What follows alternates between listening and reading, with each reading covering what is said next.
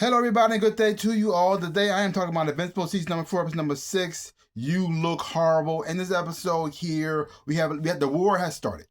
The thing is going down, but we have Nolan and Oliver and Mark stuck on this plan. Mark has been badly injured, even though he killed Conquest, but he took some punishment. He pretty much got his guts ripped out.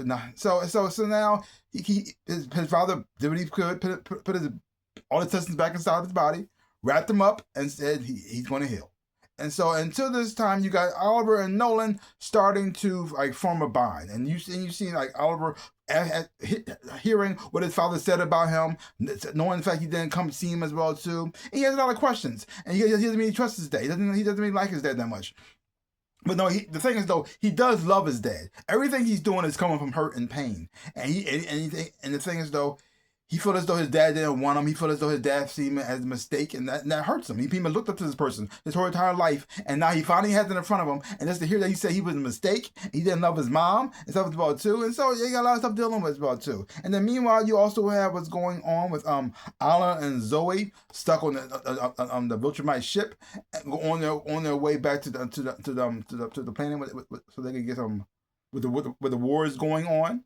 And they think that if they get there, they'll be okay. Now, overall, the fight scene, and all that stuff was cool and stuff about too. It has some funny moments, especially with Alan and Zoe watching their relationship as well too. Watching their banter between each other was great. I did enjoy that as well.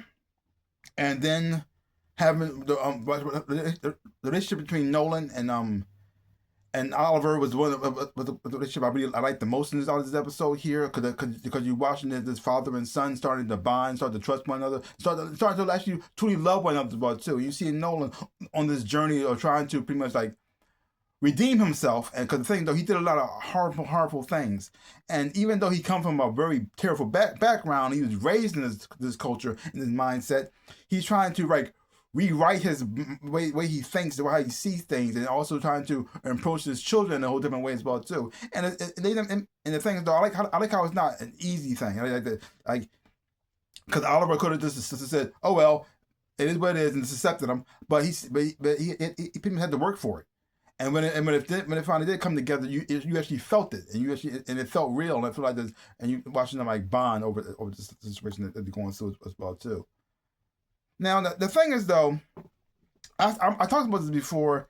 Now, in the comic books, Zoe's name is Zach and is a boy, and they changed this gender. Now, what I've heard is that they changed his gender because he looks too much like Mark, and they want to be like Mark, and so they made him to a girl so they could change the story up a little bit. But here's the thing: I don't see how it helped, because she is the weakest part of this show. Even though I do like a relationship she has with Alan, and the scene she has with Alan is great, but when it comes to the fighting, she has not brought nothing to the table that really helped out at all. I mean, her blast don't really do anything. I mean, they show her using that one blast to take out that one guy, that bad guy, but he wasn't a Viltrumite. And so far, her blast hasn't done nothing. She had to get rescued multiple times, even in this episode here. And most of the time, only thing they show was her suit could get damaged and it self heals. Other than that, she hasn't really done anything to make this to make you seem like she's needed at all. And they already talked about how her suit is powerful enough to take out a Viltrumite. They even shows her taking out a Viltrumite with the other marks. Which could mean a lot of things, because they did establish that the mark that they were fighting were weaker than the original Mark. So the thing though, I was trying to figure out, why is she there? She seemed like a liability. I need to see her step up and do something and say, yes, that's why she's there. That's why she's needed, because you would I need to see her take out a Viltrumite on her own. Other than that, she has not been useful at all. It's just, other than keeping Alan entertained playing video games, she hasn't really done much. So I'm trying to figure out, so why did they change her sex in the first place? Because it wouldn't make no difference, I guess. I don't know. I mean, I don't hate the character. The character seems nice and interesting. I like to get to know this Zoe character. She seems like she's cute, she's funny, she has a nice personality and everything about too. But when it comes to the fighting, she hasn't done anything that really impressive at all. Yeah, that's kind of sad. Ugh.